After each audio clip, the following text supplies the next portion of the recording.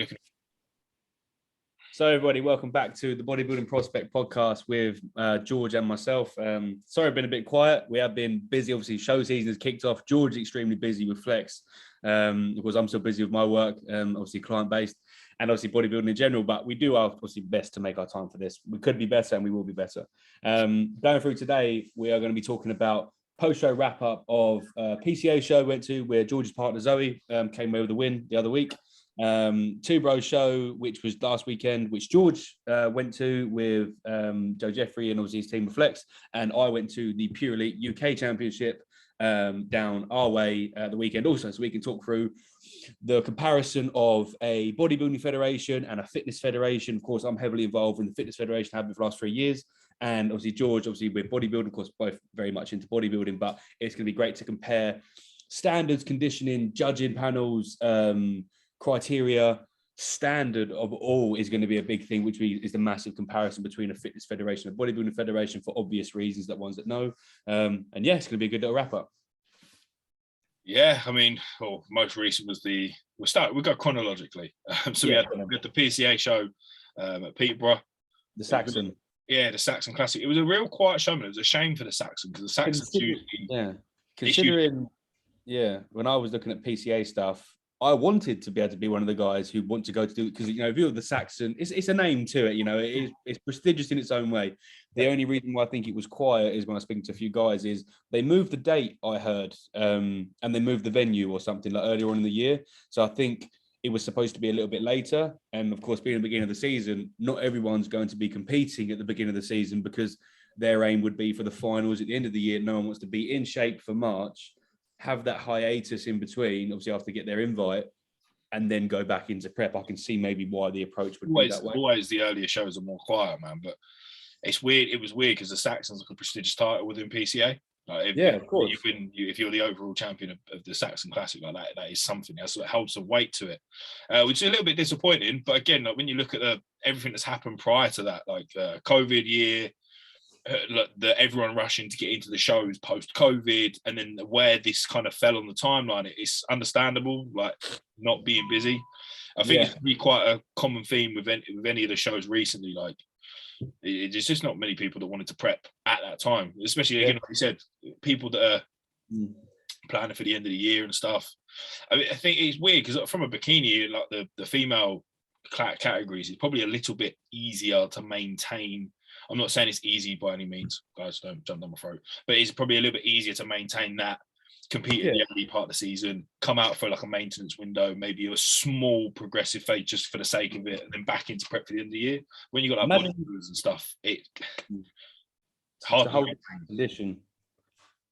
Yeah, imagine trying to hold that shape. Like, especially when you're some of them big boys in the bodybuilding tour and stuff, they're heavy lumps.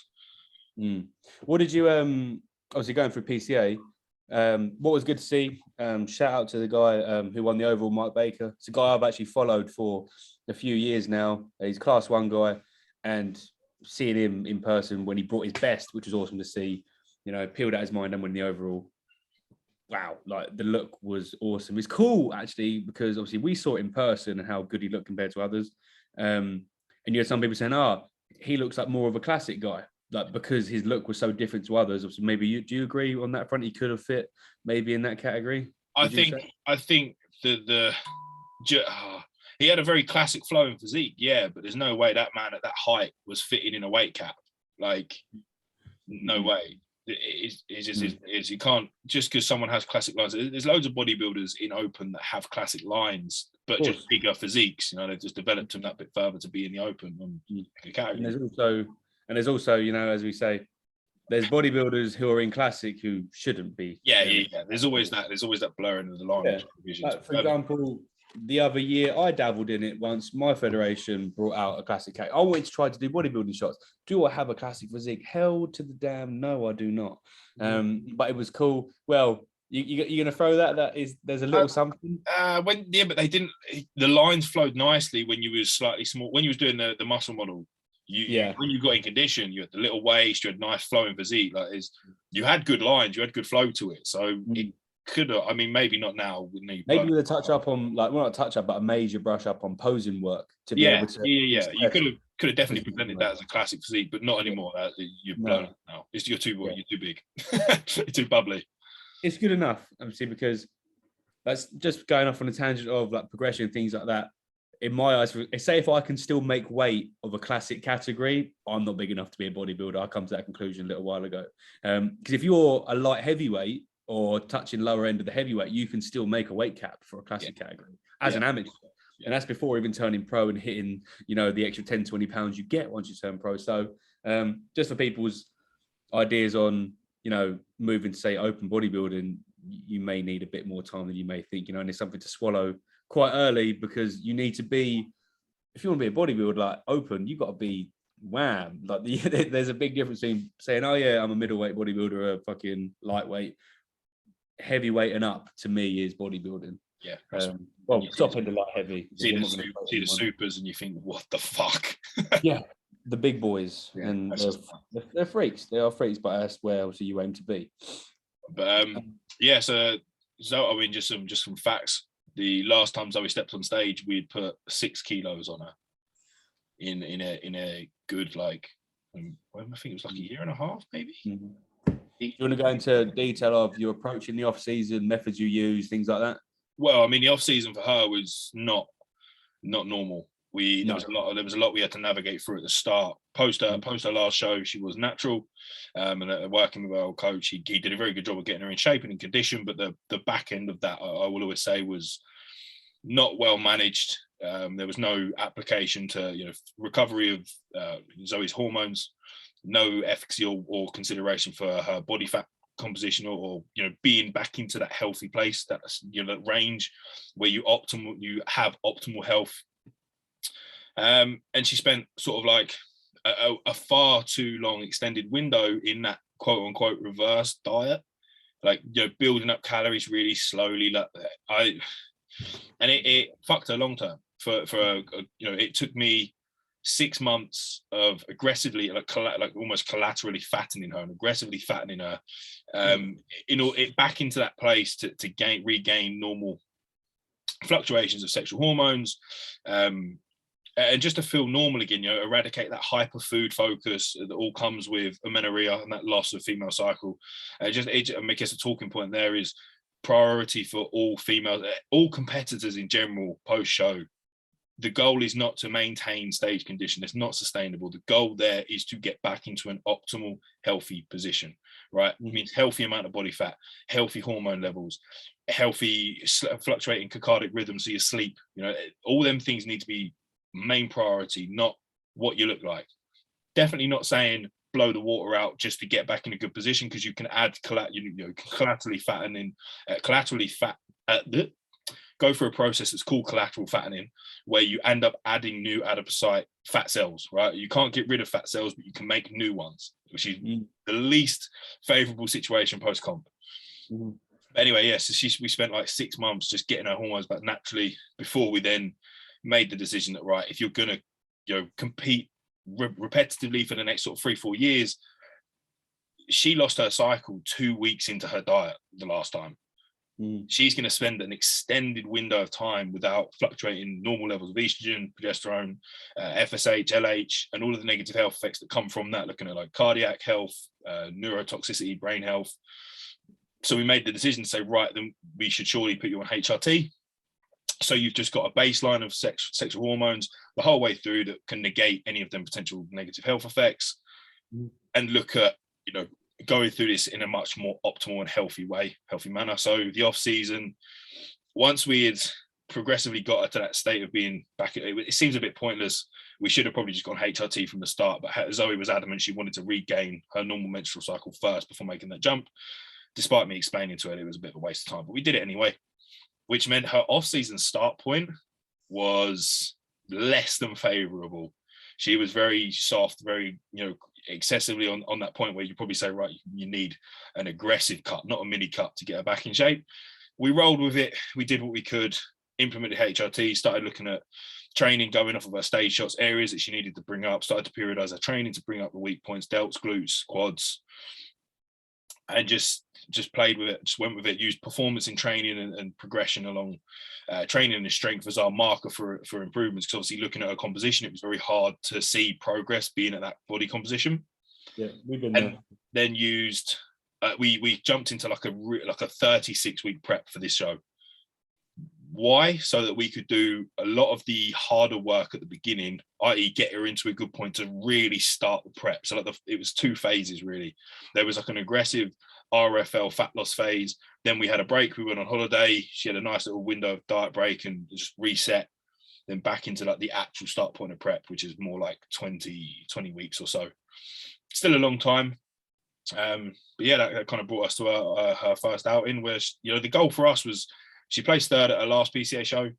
Let's just aim for 2nd, right? Let's just keep working that one step up the ladder, right? We didn't have any high expectations of yada yada. We just went, right, we've made improvements. We know we've made improvements.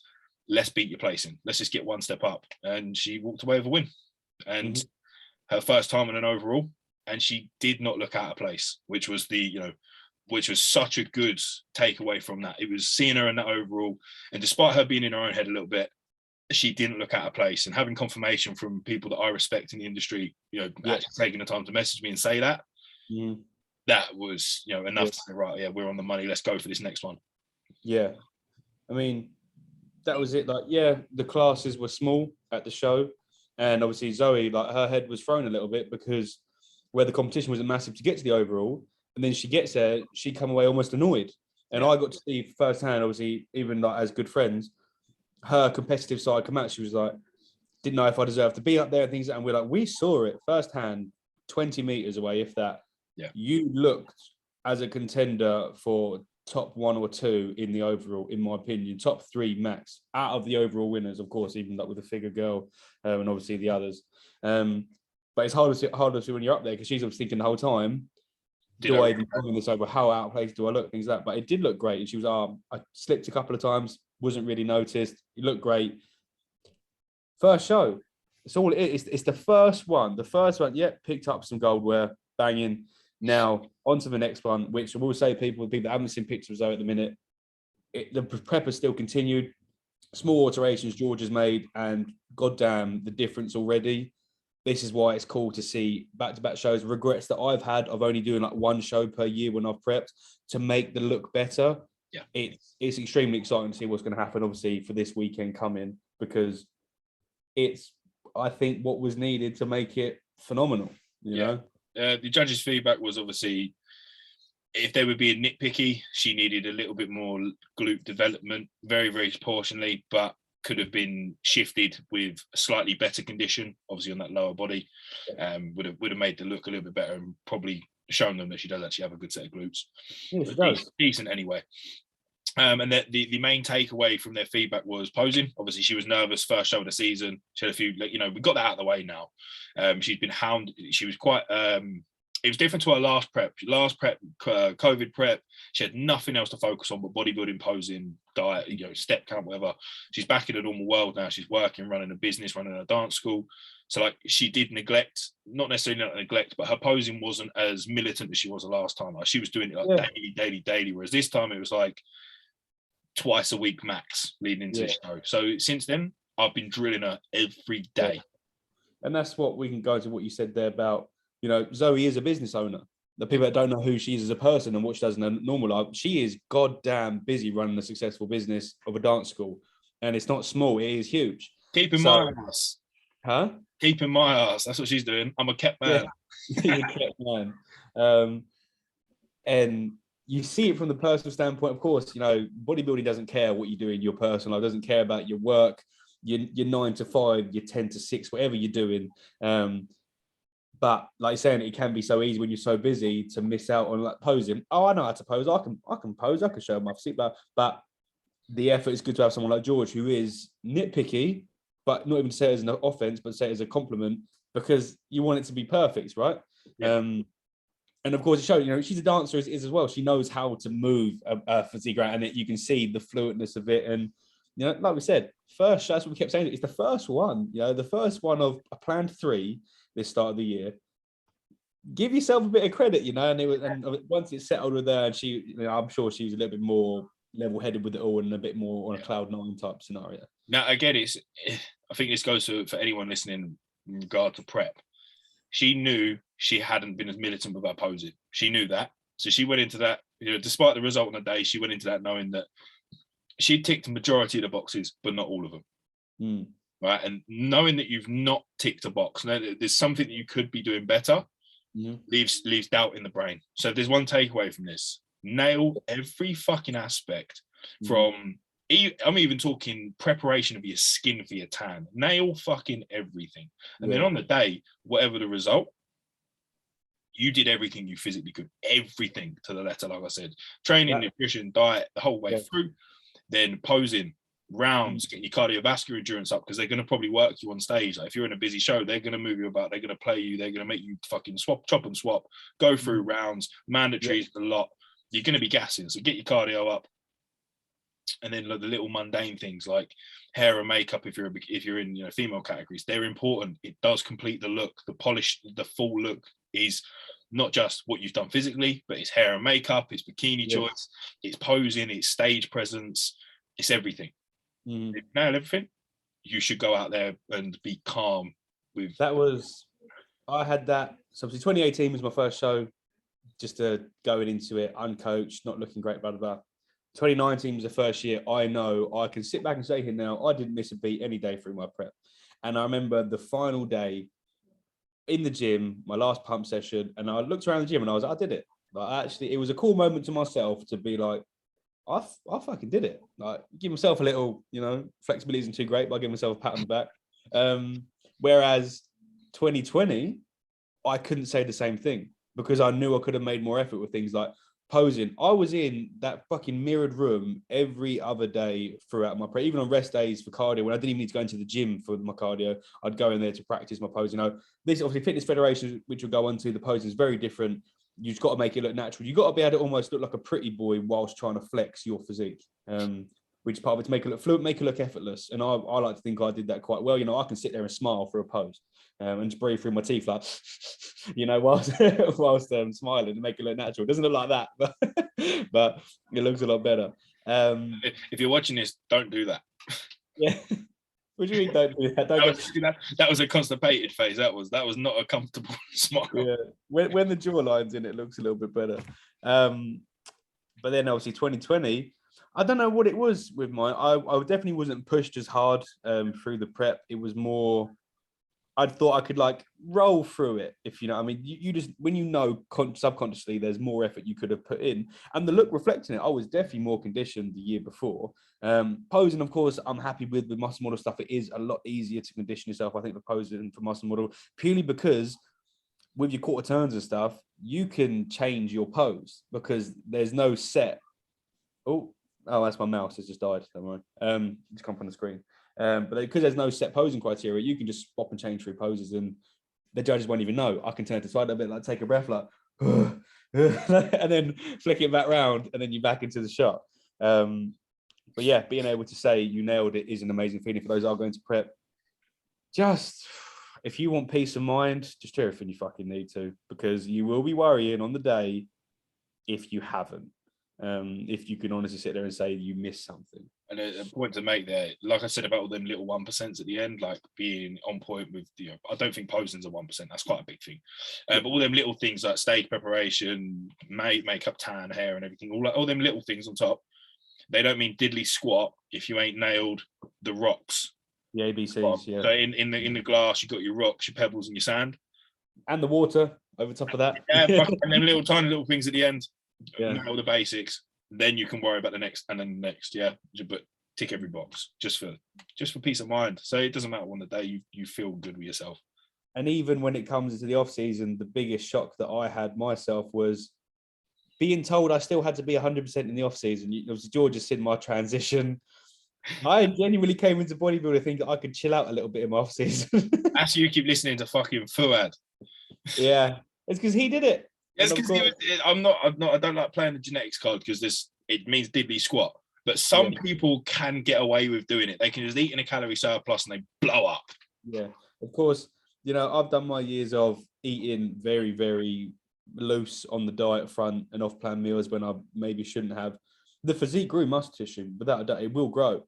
But the body fat accumulation over that time was substantial. And as we've come to find out, whatever goes on, mate, you're going to have to pull it off at some point. That's why, like, you put on too much body fat with obviously our coach, you're mini cutting, mate, straight away. I don't care if you're competing in 6 months. We're mini cutting now, mate. And then you're going to do another 8-week progression, 10-week progression, if that. And then you're prepping.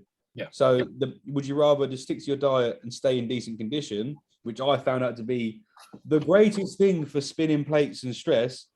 Because if you just keep your body fat low whilst growing, you're in a good spot. You're not, and you actually feel good, which is the main takeaway that I've had from this year is going to a progression phase and being happy with how you look every day. That is extremely different. To not have a face out. I don't actually have a chubby face anyway, but when it gets huge, it's like a moon head, you know, and I'm like, and I smile, like I go Chinese anyway, you know, not to be racist or anything, but I go really squinty on. But yeah, when you nail it, it's can't stress the peace of mind that comes with waking up every day being like, oh sweet, I'm only like 0.1 up, 0.2 up, rather than the 0.5s and the 0.9s every day for a week. But yeah, that's tangent done. Go on to this weekend. George went to the Two Bros show for the first pro qualifier of the year. Yeah, that was mad. It was 16 at the level up. The first Two Bros show we went to. It was good. It was good. Definitely good. Still good, kind of good quality, but it was quite a show. This one obviously being the pro qualifier. Yeah, actually, to be fair, that's another reason why I felt like PCA was as quiet as it was. You had a regional qualifier and then the pro qualifier, like within 2 weeks of each other at the Two Bros. Like I think that obviously the timings of where that PCA show fell was not really ideal because people that might have done it were probably more worried about doing the Two Bros shows. Mm-hmm. But yeah, the pro qualifier was a massive level up, man. The athletes that turned up, you could see it the minute like each class come on stage. These are people that truly believe they're in a pro worthy physique state. Obviously, there was a couple of outliers that maybe thought they was the God's gift, but aren't quite ready. But the level of athlete that turned up was insane. Nearly every class there was, it was just a high caliber from fucking. There wasn't a lightweight. There was a light, heavy, and super. They didn't have middle or light or any of the others in bodybuilding. What was Connor Wrenchman? Oh, he's light heavyweight now. Yeah. Which confused us because they come out and was like, whoa, shit, they're on already. I didn't get to see the classic. I missed the classic, sadly, but from what I saw on socials, the pro winner looked good. The pro card winner. Yeah, he looked fucking class. I said, oh, that was it. I went into the toilet to go for a piss, and I made a joke because I saw Cal, and I said, oh shit, I've just seen a famous person. Shit, I better get a picture. And he literally, as he said that, the guy that won the pro card, he was in the toilet doing a check-in, and he stripped off, and I just stopped talking. I was like, whoa. You know when you see something and it's fucking like, it was so dry and crispy, man. I can't tell the texture of the skin was like translucent. It was sick. It was sick to see. But yeah, all the bodybuilding, man, was class. Like seeing Reese, who we spoke about before the call, he was good the weekend before when he beat Dean, but seeing the improvements he made in that 2 week window, mega. He looked very good. What's cool to go for is, again, the time that you see guys that competed, say 2019, 2020, maybe in 2018, and they come back a few years later after huge improvement phases. You can see the night and day in the physique, and that's what's cool about that guy Reese. Obviously, I don't know, I've never met him, but like the difference in how like more complete and how much more tissue is on that frame. Nathan Heckcrawls did it a few years ago, like I mentioned before. He did it. Like Mike Baker, that guy, he had a couple of years away and then come back again, and now he's an overall champion. You're seeing the patterns with certain things. The guys that are making the most improvements are taking the time away.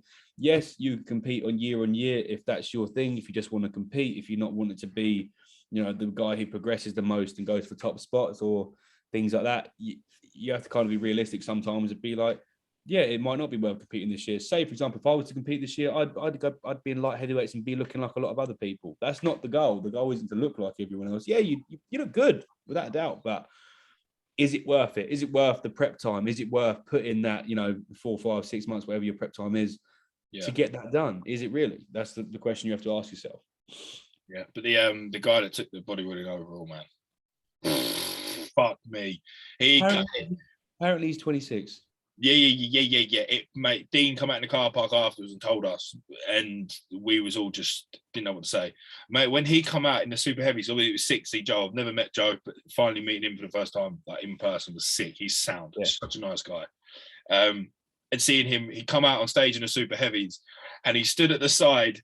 And when that fucking monster walked out and started posing, you could see Joe's cheeky smile. Like he was smiling and laughing, man. Like he just knew.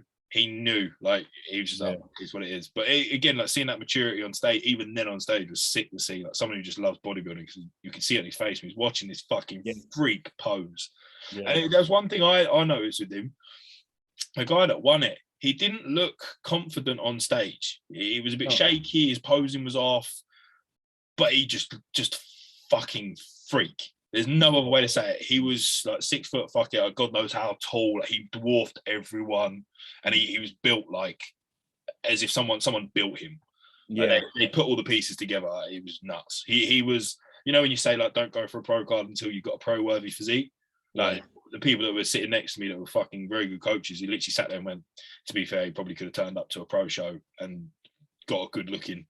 Yeah, it was nuts. Madness. It was nuts. Fucking nuts. Apparently he was sat backstage just fucking huffing on his vape, like didn't really eat no food either. He was just sat there just huffing. Yeah. Secret vape juice that is, mate, because that's fucking stupid. I didn't realise this was a secret. Yeah, mate, trust me. Everywhere you looked at a bodybuilding show, man, everyone must just be fucking hyped on a nicotine addiction. Yeah. I know it's got good nootropic effect, but come on, guys. Yeah. Come on. You see me get the fucking 20 Benson and Edges out. Okay. Oh.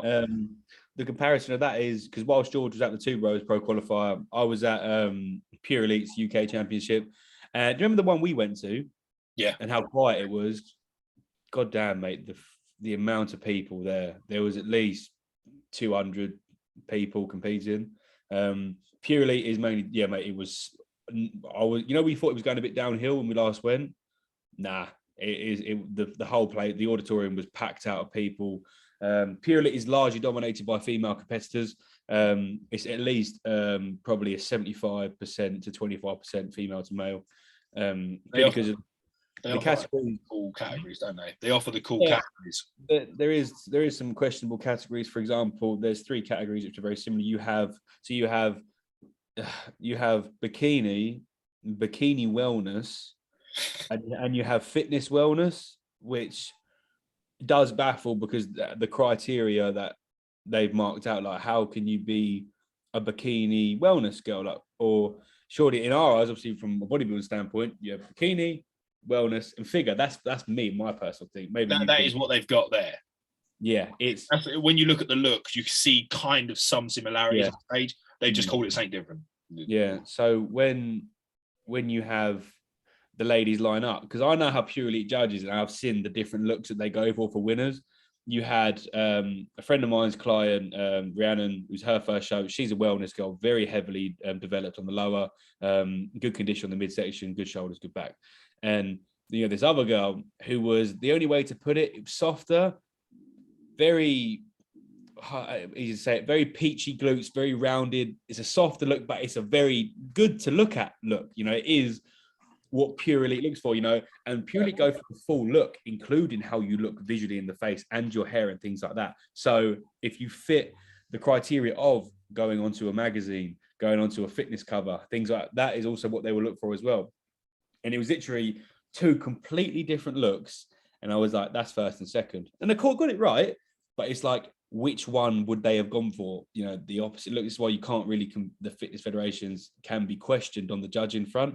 And you may not agree with every decision, same as everything, but that's just an example of where it can go either way. Same as in fitness model and even their men's physique, you have the smaller guy, beautifully put together, great condition, amazing midsection, tight waist, wide shoulders, good chest.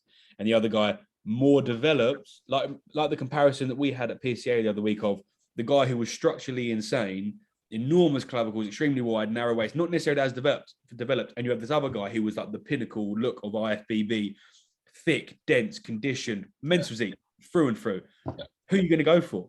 The guy who's genetically superior but not as developed, or the guy who has not tapped out, but well on his way to becoming possibly an IFBB pro in my eyes. That guy Simon, that's to me is men's physique through and through. It's the new look of men's physique, isn't it? We spoke when we watched it, and I said, look, you got the old men's physique look there, and you've got the American men's physique look. Like when any like the UK pros head over to America, there's a very specific look to the pro and men's physique in pro shows.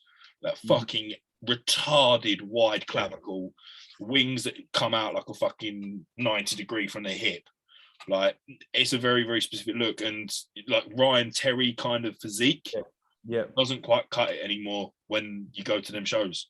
You know, it's not to say they're not fantastic, because they are, but the look they're going for and that structure they want is you either got it or you don't.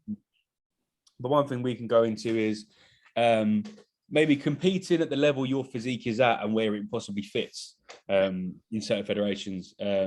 Just from my experience, when I first started, I was 78 kilo in shape for fitness model, where you're very heavily conditioned, but you're not peeled. They're not really a fan of the peeled. If I came in peeled, would it be rewarded? I don't know. But the look is extreme conditioning, but not too extreme of a bodybuilding standard. It is not bodybuilding standard condition that you may or may not get rewarded with. I've seen guys come in bodybuilding condition to a fitness model federation and not be rewarded for it. I beat a guy who was peeled at World Championships 2020. I thought I lost. I looked at this dude and I was like, yeah, he's smaller than me.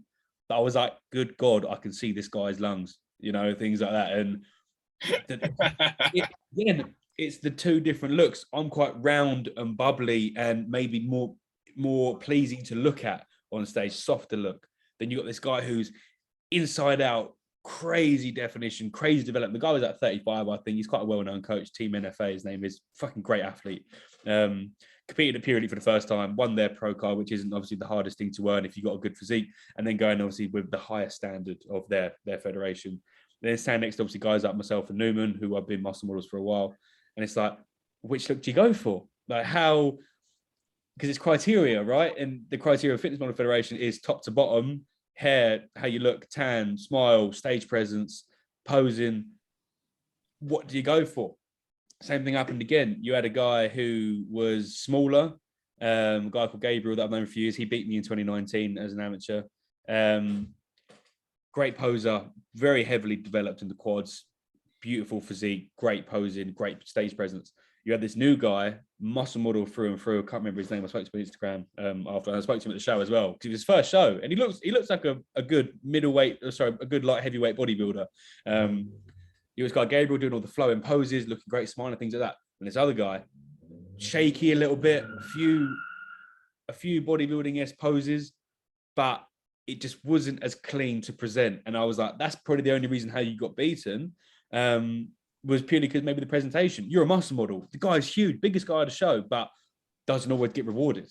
Yeah. And that is the main difference. Maybe if he was in a bodybuilding federation, the size, condition would have paid off in the favor of the winner. Yeah. Whereas this side, you can't be too disheartened with a decision, because man, the looks they like can change show to show. Yeah, and that's even without a possible political aspect of liking a certain person's look, like guys that really favor this guy's look and like who he is and like how he presents himself. Does he represent the federation well and things like that? You know, it does come down to that sometimes. That is competing, isn't it? And is your coach like a Pure Elite recommended coach? There is that, and that's why.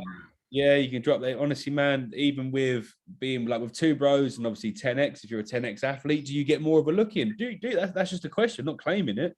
You know, if you're heavily involved with, you know, everything that they do, like Pure Elite, I made sure I ticked every even possible political box in 2020 to make sure that wasn't an option.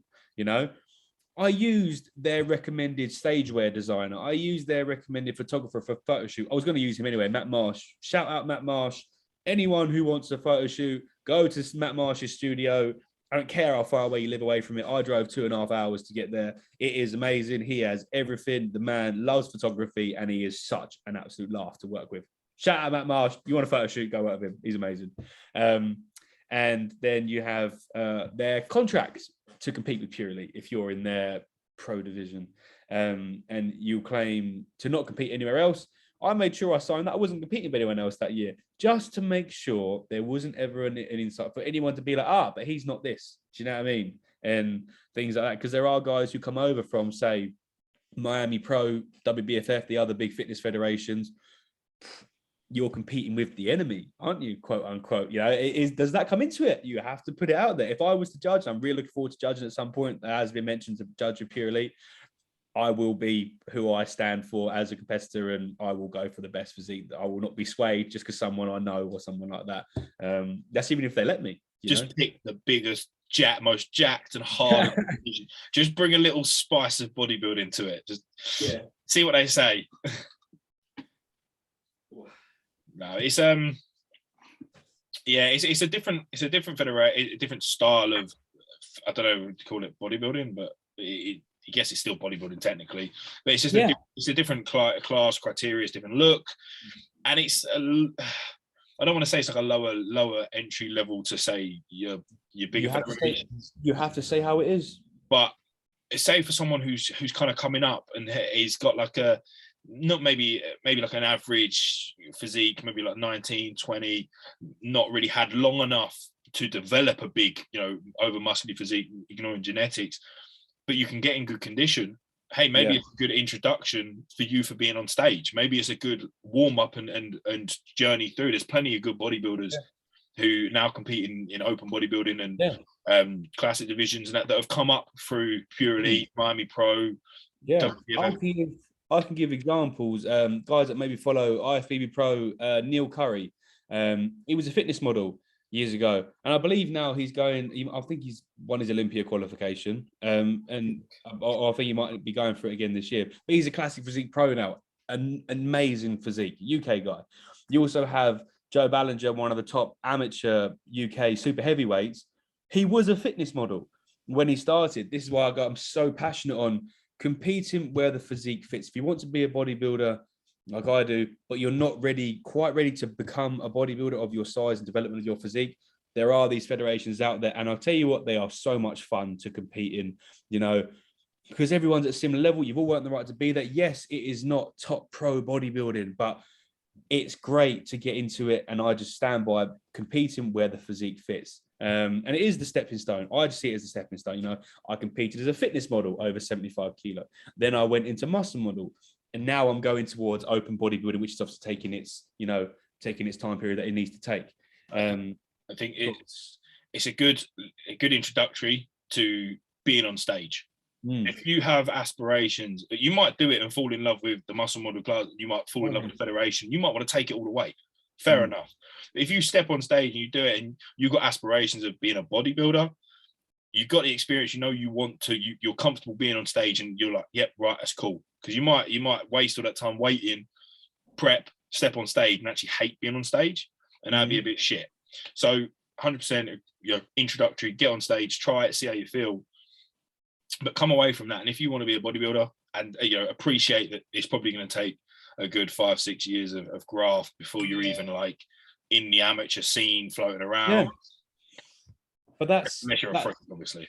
Yeah, that's sometimes realistically what it takes.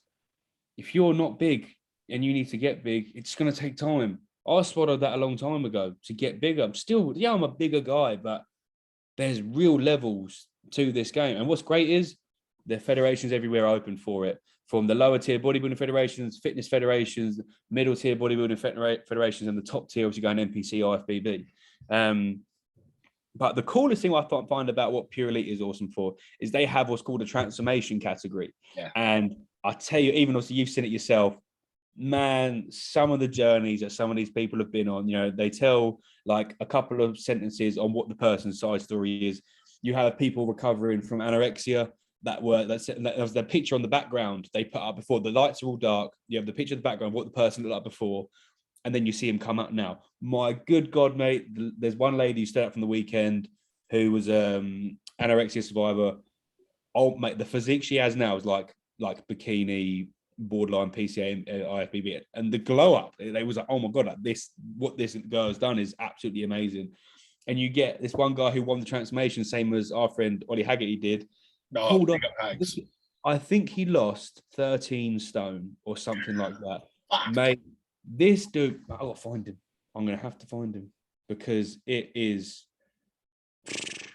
And when he come out, man, his stage presence, he was amping up the crowd, and all that sort of stuff. Now, these physiques aren't like bodybuilding stand. They're just amazing weight loss, building some muscle tissue, things like that. It's just. The thing I appreciate about Pure Elite is that category itself. Like, it's not bodybuilding or anything like that, but you've just given a platform for someone who's done something fucking incredible to get some recognition. Yeah, and that in and of itself is just sick. Like, having that as an option for people is quite cool. And like you said, when we went and watched the last Pure Elite show, it just that for me was the most impressive part of the day. Like, I know I don't want to be condescending, but it's fitness federations are not really my thing. But that category of itself would make the whole day worth it for me. Mm-hmm. And obviously seeing Jazz fucking storm it. Yeah. Of course, just coming in and absolutely storming it. I need to find this guy just to show people. Why didn't he tag Pure Elite in his picture? Why didn't he do that? He should have done it. Trying to gas you up here, man. His journey, he's got like, I think 50,000 followers obviously on his journey of doing it. Oh yeah, this is one for show is this guy, he won the muscle model. Let's try to find a cool picture of him. This guy. Yeah, no, fair. He doesn't look like your typical the first one that comes. Yeah, that's him on the left there. Yeah. He doesn't look like a typical muscle model. He's bodybuilder. He's pretty big. He's doing PCA in 3 weeks as well, which is pretty cool. Ah, cool. No, he's a cool guy. He's got good energy about him. He won't be a Pure Elite pro anytime soon. No, you already quit. Yeah. Oh, yeah, well, he won the muscle model and then went into he'll lose that, won't he? To who? Sorry. Well, no, as in once you compete with another federation, don't you lose your status? No. That's not the pro. You don't lose their pro status. It just the pro contract says you can't compete with unless you give them 12 weeks notice. That's all the requirement. So even if he started competing with like PCA or Two Bros, they'd still honor him as a Pure Elite pro until he turns pro. Yeah, there's nothing. All it is so they won't monetize you through the year with maybe promotion or things like that, which I'll be honest, I didn't get none of that whilst I was like the plans that they had for photo shoots, video shoots, things like that. The things they said, they didn't really honor it. I'll be honest. That's just the truth of what they maybe are planning. Maybe in future years they will to put some money into the athletes of photo shoots, video shoots, social media, things like that. But obviously we'll see what goes on. But yeah, that's pretty much all I wanted to go through today. I've got to go and put fucking Zoe's grub on. There's no worry. I've got fish which I just got out the oven, which is smelling out my apartment right now, hence why the window's open, the extractor's on. But shout out to Iceland for frozen fish. Big up. It is the most amazing protein source that I've ever had. Low fat, high protein, 45 minutes in the oven, and there's your fish for the day. We are two very different bodybuilders. Oh man, I'm very plain Jane and boring. Rice cakes, honey, jam, chicken, beef. Fish and a rice cake. You just said it right there. Fish and a rice cake. I'll be honest, it's not like fish and a rice cake, but they taste banging. Maybe that's why you're bigger than me. I'm not bigger than you. You weigh more than me. Weight don't mean shit. It does. It doesn't. You're right. But it's gonna be good. Obviously, we got an exciting year coming up. Next podcast, like we promised before, to get some cool guests on, like we have with John Lofthouse and Joe Jeffrey, things like that. Obviously, competing season, people are busy, coaches are very busy. We'll see who we can get, who can fit us in. And, Breeze, our love for all things bodybuilding. Any questions anyone's ever got, feel free to DM, obviously, George and myself at GW Physique or Alexander_becoming. Bodybuilding Prospect page. Bodybuilding Prospect, that would help a lot because it singles out our DMs from our own personal to that. We go for anything. We can go for anything. You message me, understand that like you will get filtered through a load of shitty messages I get. I get so many people. No, I don't get. He replied 2 days on Instagram back to me. I sent him a cool post with a cool caption. I was like, I felt this, right? And he messages me back like 2 days later. Yeah, I felt it too. Bro, that energy's gone. That was gone. That was the other day. I can't help it. I literally, I'm not saying again, I'm fucking so popular, everyone's talking to me, blah, blah, all that. But I just get like, people will reply to my stories with an emoji. and I'll have like 20 people pop up with an emoji, and your message was somewhere in there, and it just went do do do do do do. And then I'm not scrolling back through all them fucking emojis. That it's. I'm not important, mate. You just have to say. Why you make me feel like that? Why you gonna do like this? It's just how we end it. I like to like dabble a little bit of shit. Nah, it's all right. You told us you was coming to support Zoe anyway, and you fucking backing out now. Hey, I was at number 1. I was the only one there for the first one. Yeah. I'm fucking with you. Yeah, I know. It's payback. That's all it is. Right, everyone. Thank you for listening again. Apologies that it was late again. But we will speak soon. Catch you all in a bit. Bye-bye.